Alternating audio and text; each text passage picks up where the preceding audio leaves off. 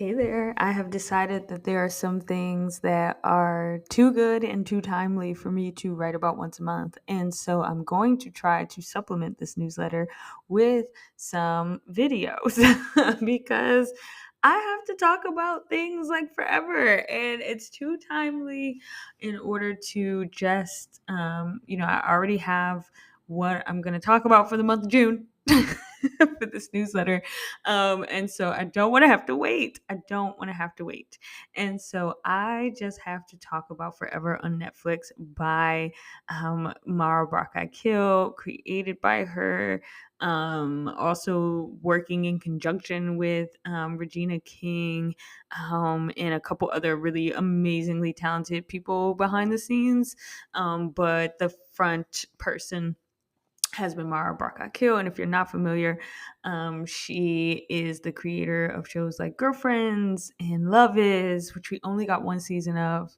And correct me if I'm wrong, but Forever is really given like what we lost with Love Is, just with teenagers. So this is Musings on Love, which is going to be somewhat of a podcast, I guess. I don't know. It's just the best way to classify it because I just want to get on here and talk about things.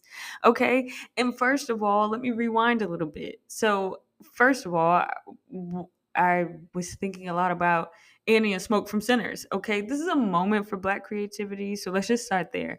Absolutely adoring and loving the relationship between Annie's character and Smoke's character, one of the Stack twins, and how probable their love was on film.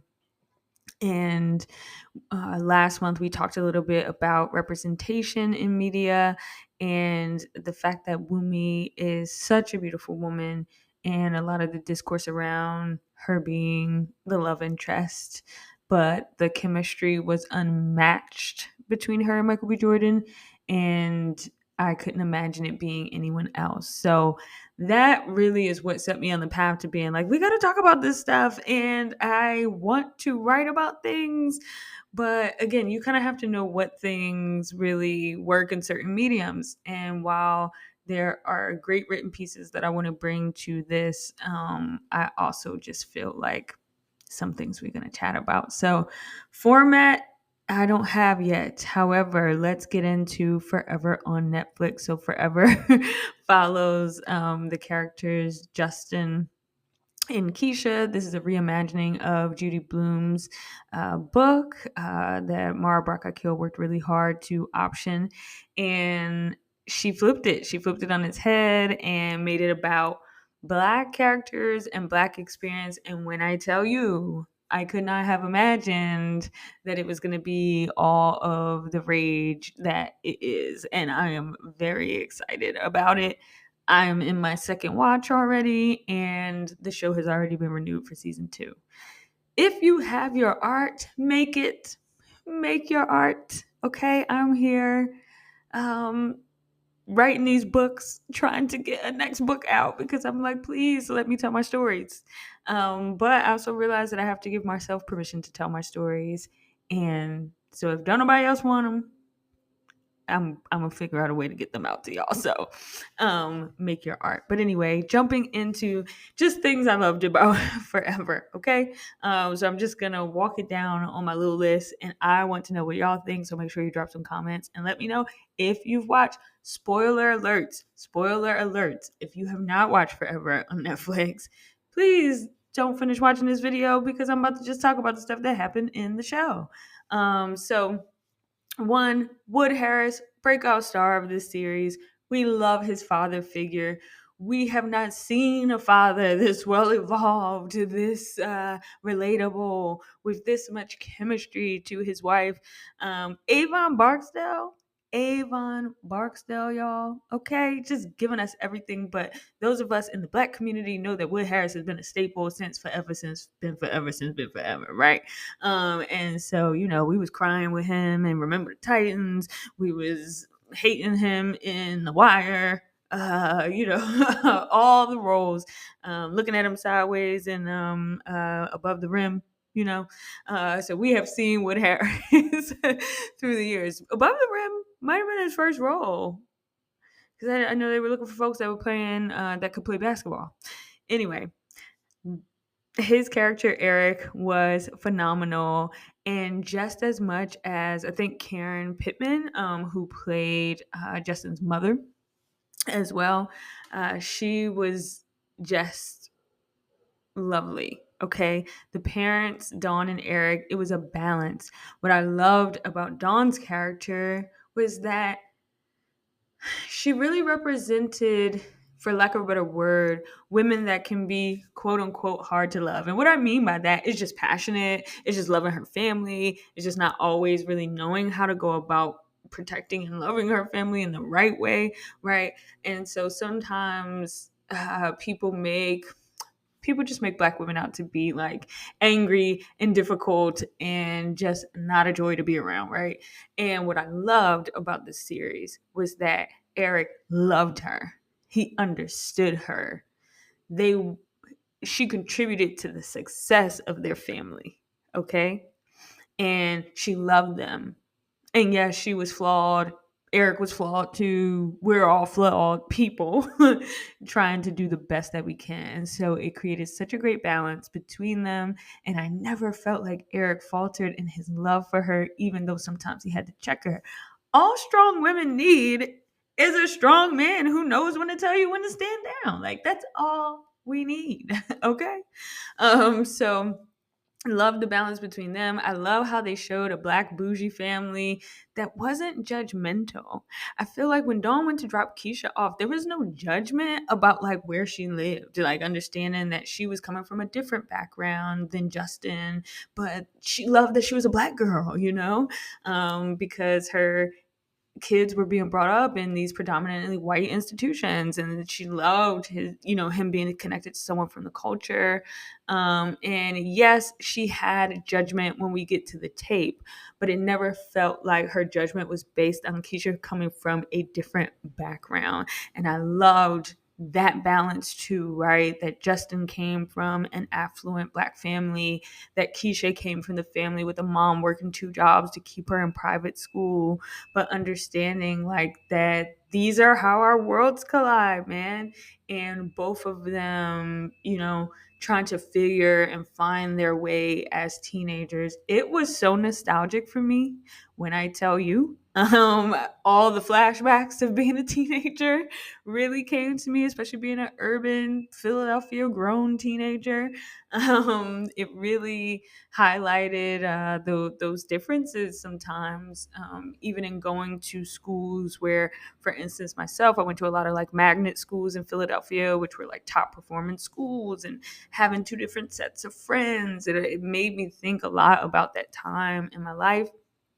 Also, yes to a neurodivergent lead. Shout out to people on the spectrum, okay? I thought they did such a beautifully layered and complex job of portraying Justin as neurodivergent, and it not being the totality of his personality, but him having the quirks of what comes along with being a neurodivergent teen. Trying to find your way, your attention span, your learning difference, trying to navigate school. It was great, and I feel like and sorry, I'm blanking on the actor's name. Why am I blanking on his name? But I think the actor, sorry, did. I'll prepare a little bit more for these. I have notes, but I'll prepare a little bit more for these. I forgot the actor's name. I think it's Christopher Murray Jr. or something like that. Anyway, he did an amazing job portraying that. I think especially as a person who has folks in my family who have been diagnosed with different things like ADHD. I saw all those elements really beautifully nuanced on screen, and I just thought, yes, the spectrum needs to see itself on screen, finding its way, loving people, like not it being their whole personality or their whole totality of their being. And so I just thought that was so great. I thought that they took care and showed dimension of the fast black girl narrative.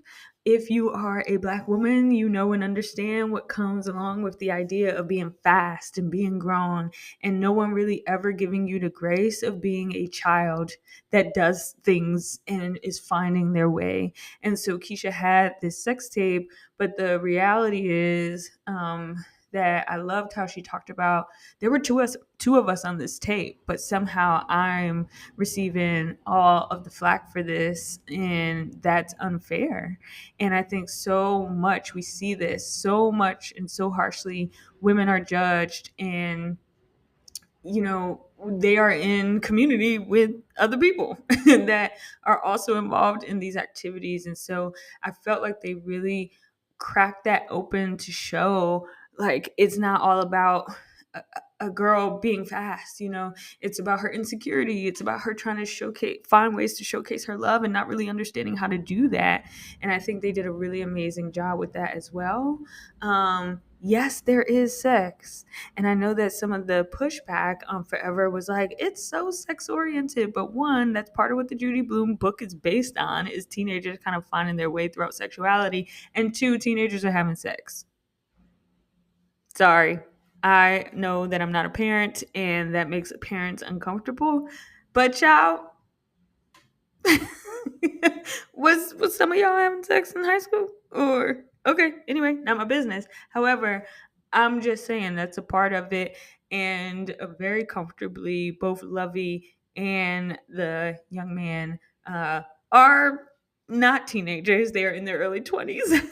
So I know that helped me, because I feel like at some moments you are a little uncomfortable thinking about like, this is kind of teenagers. But then I just had to trick myself a little bit to be like, well, they're in their 20s in real life. So they're just portraying teenagers on screen. So that just didn't bother me that much because, okay, realist. But the soundtrack, yes, it really stamped these important moments in the show. In June, we're going to talk all about music and film, and we have a really great guest feature that I'm excited about. Literally, someone who has scored one of my favorite films and soundtracks. So I hope that you tune in that for June. So we'll probably re-mention Forever in kind of this great landscape of music and film and how beautifully those things go together. You know that I wrote a book, Good Morning Love, on music. So music was such a big part of my writing process with Good Morning Love as well. LA as a character, I love. It felt like it took a nod from Insecure, where Issa really did that well, kind of really integrating LA into the storyline. It felt palpable, like it was its own character in the story, and I love that. Especially being newer to LA, now I understand LA a little more. I have an understanding of like seeing different places and being like, oh, okay, I've been there, I rode past that, which is pretty cool. And I know LA and New York get a lot of play and stories, but they're interesting places, to be and live. It did make me think, like, I definitely want to write something about Philadelphia. But in the meantime, I'm always happy to see and hear and read stories in New York or LA. Speaking of that, I gasped when Eric was working at the Linden. So if you have been in LA, you know and understand that the Linden is actually a restaurant in Hollywood. So that is owned by a Black man. So it was amazing, amazing. Just kudos to the writers and to Mara Brock Akil for like literally kind of basing his character on this Black man from New York who has multiple restaurants in Los Angeles. So I literally was just at the Linden the other day with coworkers having dinner. The food is really tasty. And the chef was so kind to us. Like the first time I went there, he came out, we had a conversation, he visited our table. There's a speakeasy next door that you can get into free if you eat at the Linden. There's like a little secret door. So I loved seeing that part come to life. And then I also loved just the two different styles of parenting, um, and those moms really coming together in that moment. It just felt really important. It felt like Dawn was making good on being a village. And I love that Justin really checked her on that. Um, and that there was this man, they were so cool. Like, to me, Dawn was still cool with Justin, even though she was always pushing, and he really pushed her to be like, well, what happened to community? We're a village, right? And I love that he didn't judge Keisha for that tape, in the same way that so many other people did, and how that showed his goodness. And yes, he was lost and trying to find his way and made his own mistakes, just the same as Keisha. But there was a certain maturity and just love and just goodness to Justin that, gosh, don't we hope, like, if we have little girls in our lives, that they all would find someone as caring, even if they are trying to figure it out too. So I thought that it was cool to just see like these different styles of parenting, but also to see the pressure that both of the kids were still under. So Justin really trying to live up to the terms of what his parents wanted for him, and then also Keisha feeling this pressure of like trying to make good because of what her mother sacrificed, which is a crumbling pressure that a lot of Black children have, that is just was so you know, eye-opening to see on screen, because a lot of us are just striving and a lot of us are trying to do well for ourselves, but there is the added pressure of what it means to be Black and to have to feel like you have got to do good in this life because so many people sacrifice for you to be here. And our white and POC counterparts don't always have that same pressure. And I'm sure a lot of folks with immigrant parents probably feel that pressure too, just with all that their parents sacrificed to like get them to America to have this quote unquote better life. The pressure is crumbling sometimes. And so I think they did a great job of really highlighting all these things. So I just have to say, like, bravo. I feel like we are in a moment of a Black renaissance of Black art. Survival of the Thickest got renewed for season 2 or season 3, the final season, at Netflix as well. So we have to keep telling these Black stories. I'm so excited. I love that they're doing really well, that not only are we enjoying them, but we are showing that there is audience and market for them and dollars behind them. And we are always proving that lesson. Always. We're always proving that. But it's cool just to see ourselves like be in this moment kind of back to back, from Sinners to Forever, to like us really like supporting our own. I saw Sinners twice in the movies. I don't know if I've ever seen a movie twice in the movies. So things are happening. Like I said, I'm in the middle of my second rewatch of Forever, and it makes me really excited for the possibility. I'm like, we have got to get Good Morning Love made into a film. I know it will be just as swoony. Okay, so tell the studios, listen, we got a film. We have some IP that we need to make. Okay, so call somebody who calls somebody who can call somebody. But anyway, that is it. That's all I have for my musings on love. I'm going to keep trying to do these as relevant things happen, just to be able to hop on, share in long form with you all. Sometimes I hop on like Instagram or things like that and talk about these types of stories.